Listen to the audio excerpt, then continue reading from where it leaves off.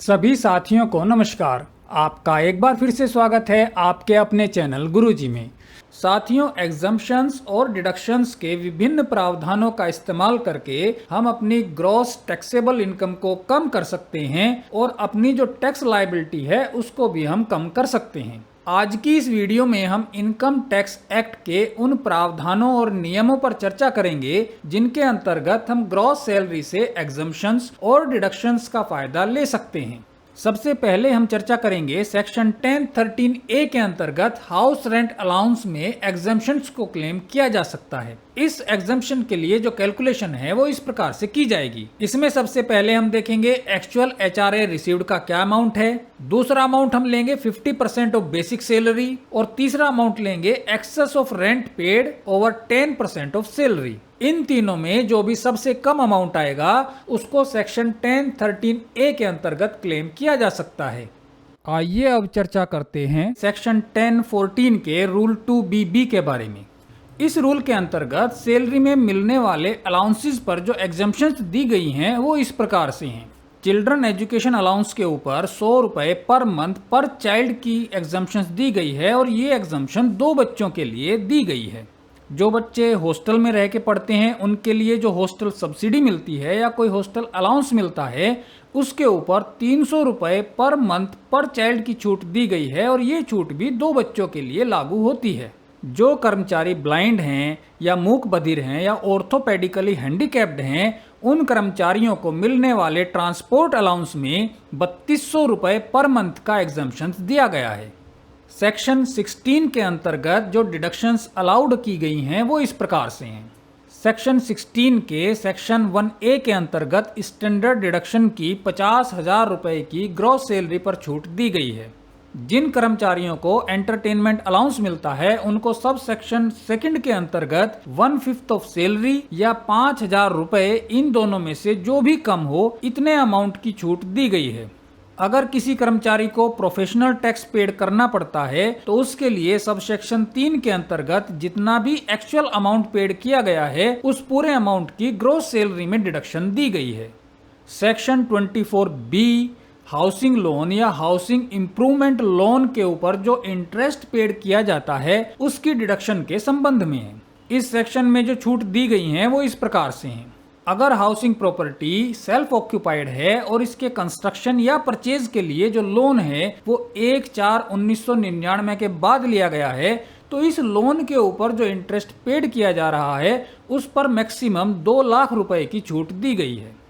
इसी प्रकार की प्रॉपर्टी के अगर रिपेयर के लिए कोई लोन लिया गया है तो उस लोन पर जो इंटरेस्ट पेड किया जा रहा है उस इंटरेस्ट में 30,000 रुपए सालाना की छूट प्रदान की गई है।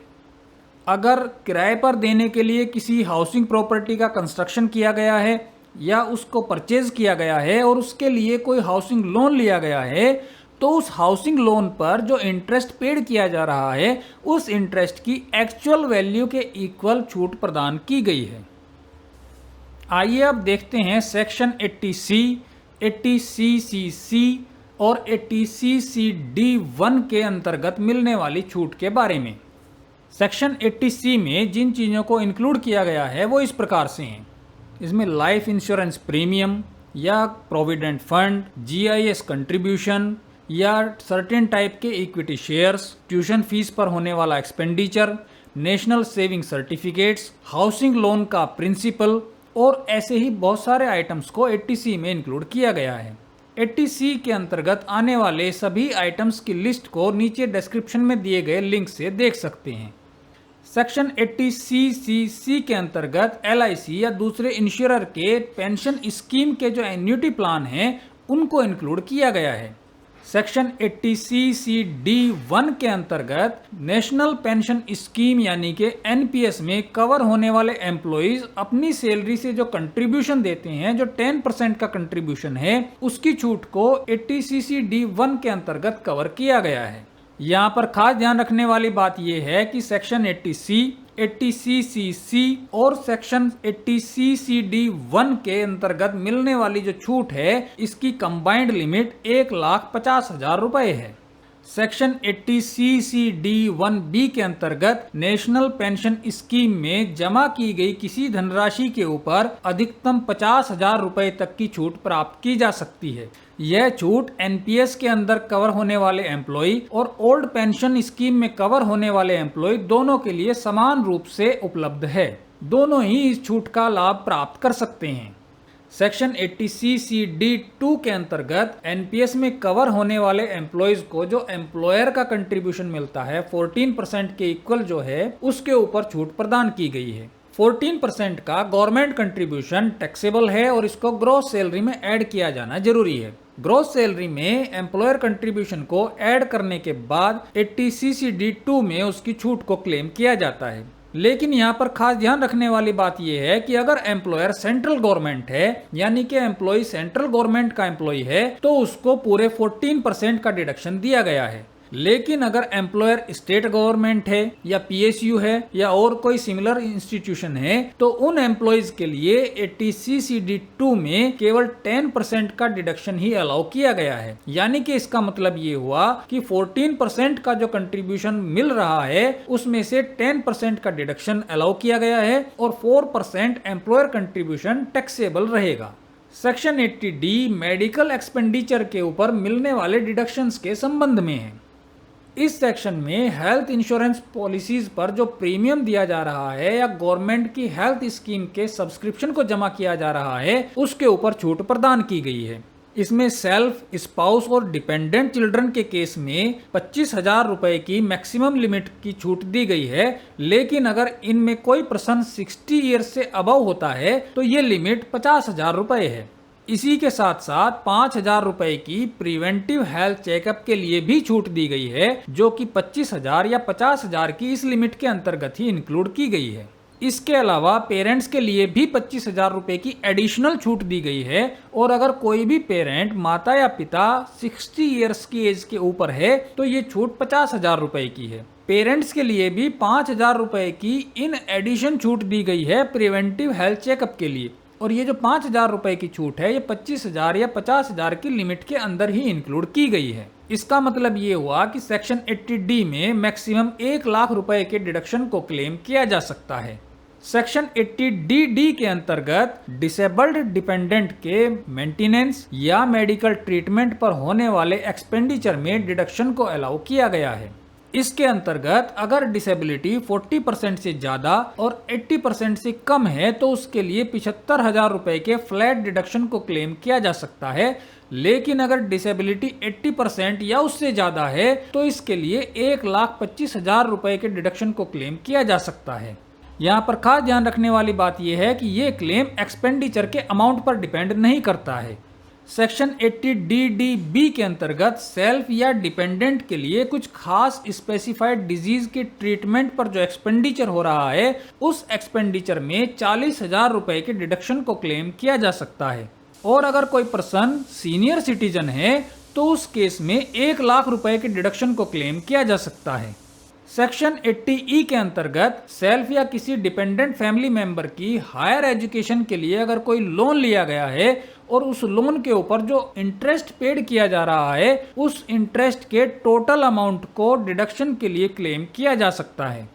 सेक्शन 80EE के अंतर्गत हाउसिंग लोन पर पेड किए जा रहे इंटरेस्ट के लिए एडिशनल छूट को अलाउ किया गया है। लेकिन इसमें खास ध्यान रखने वाली बात यह है कि ये जो लोन है ये 1 अप्रैल 2016 से 31 मार्च 2017 के बीच में सैंक्शन किया गया हो। इस सेक्शन के अंतर्गत हाउसिंग लोन के इंटरेस्ट पर 50,000 रुपए की एडिशनल छूट को क्लेम किया जा सकता है।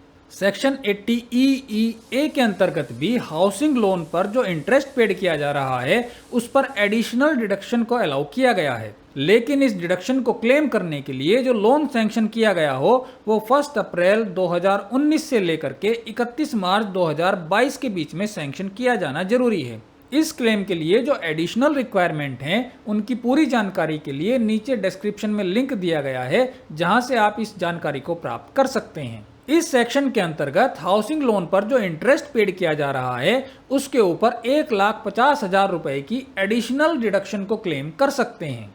सेक्शन 80 EEB में इलेक्ट्रिक व्हीकल की परचेज के लिए जो लोन लिया गया है उसके इंटरेस्ट पर छूट को क्लेम किया जा सकता है। यहाँ पर खास ध्यान रखने वाली बात यह है कि ऐसे इलेक्ट्रिक व्हीकल के लिए 1 अप्रैल 2019 से लेकर के 31 मार्च 2023 के बीच में लोन सैंक्शन होना चाहिए और इसकी जो डिडक्शन की लिमिट है वो 1,50,000 रुपए है। यानी कि इसका मतलब ये हुआ कि इलेक्ट्रिक व्हीकल की परचेज के लिए अगर लोन लिया गया है और उस लोन पर जो इंटरेस्ट पेड किया जा रहा है उस इंटरेस्ट में आप 1,50,000 रुपए की छूट को क्लेम कर सकते हैं। सेक्शन 80G के अंतर्गत गवर्नमेंट फंड्स या चैरिटेबल इंस्टीट्यूशंस को दिए गए डोनेशन के ऊपर डिडक्शन को क्लेम किया जा सकता है। इसके अंतर्गत गवर्नमेंट द्वारा एस्टेब्लिश्ड रिलीफ फंड्स में दिए गए डोनेशन को 100% की लिमिट पर क्लेम किया जा सकता है। इसके अलावा जो दूसरे इंस्टीट्यूशंस हैं उनको दिए गए डोनेशन पर 50% के रेट से डिडक्शन को क्लेम किया जा सकता है। यहाँ पर खास ध्यान रखने वाली बात यह है कि डोनेशन को कैश में देने की जो लिमिट है वो केवल 2,000 रुपए की है। सेक्शन 80G के अंतर्गत डोनेशन के 100% डिडक्शन को क्लेम करने के लिए जो गवर्नमेंट फंड्स लिस्टेड किए गए हैं उनको डाउनलोड करने का लिंक नीचे डिस्क्रिप्शन में दिया गया है, वहां से आप इस लिस्ट को देख सकते हैं।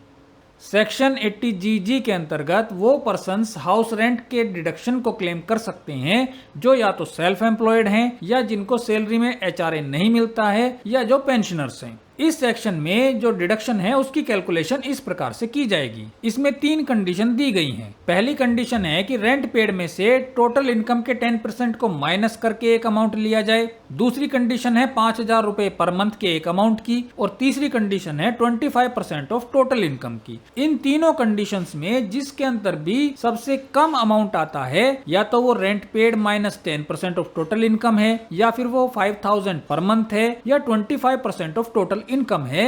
इन तीनों में से जो भी कम अमाउंट होगा उसकी छूट सेक्शन 80GG के अंतर्गत क्लेम कर सकते हैं। लेकिन यहाँ पर खास ध्यान रखने वाली बात यह है कि इस सेक्शन के अंतर्गत छूट को क्लेम करने के लिए फॉर्म 10BA को भरा जाना मैंडेटरी है।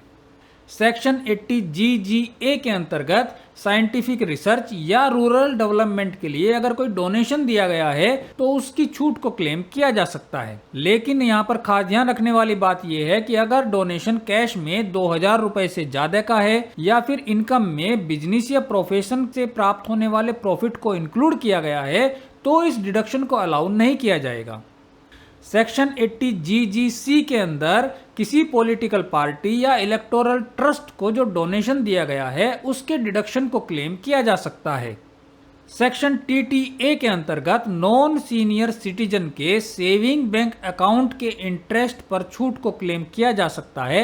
इसके लिए छूट की जो सीमा है वो 10,000 रुपए की है। यानी कि नॉन सीनियर सिटीजन के केस में सेविंग बैंक अकाउंट के इंटरेस्ट पर मैक्सिमम 10,000 रुपए की छूट को ही क्लेम किया जा सकता है। यानी कि इसका मतलब ये हुआ कि अगर सेविंग बैंक अकाउंट का इंटरेस्ट 10,000 रुपए से ज्यादा है तो उसके ऊपर टैक्स पेड करना होगा। सेक्शन 80TTB के अंतर्गत सीनियर सिटीजन को जो डिपॉजिट्स के ऊपर इंटरेस्ट मिलता है उसमें 50,000 रुपए के डिडक्शन को क्लेम किया जा सकता है।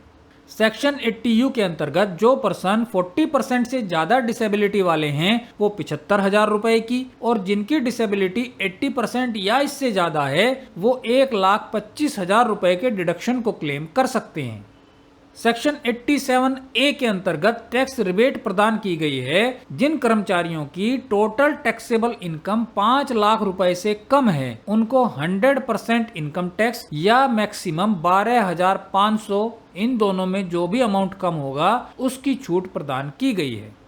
सेक्शन 89 के अंतर्गत टैक्स रिलीफ को प्रदान किया गया है अगर किसी कर्मचारी को पिछले कुछ वर्षों की सैलरी या उसका कोई भाग एरियर के रूप में प्राप्त हुआ है तो उस एरियर को संबंधित वर्षों में बाइफर्केट करके सेक्शन 89 के अंदर टैक्स रिलीफ को क्लेम किया जा सकता है। लेकिन यहाँ पर खास ध्यान रखने वाली बात यह है कि इनकम टैक्स रिटर्न को फाइल करने से पहले फॉर्म 10E को सबमिट किया जाना जरूरी है। अगर इनकम टैक्स रिटर्न को फाइल करने से पहले फॉर्म 10E को ऑनलाइन सबमिट नहीं किया तो सेक्शन 89 में टैक्स रिलीफ को अलाउ नहीं किया जाएगा।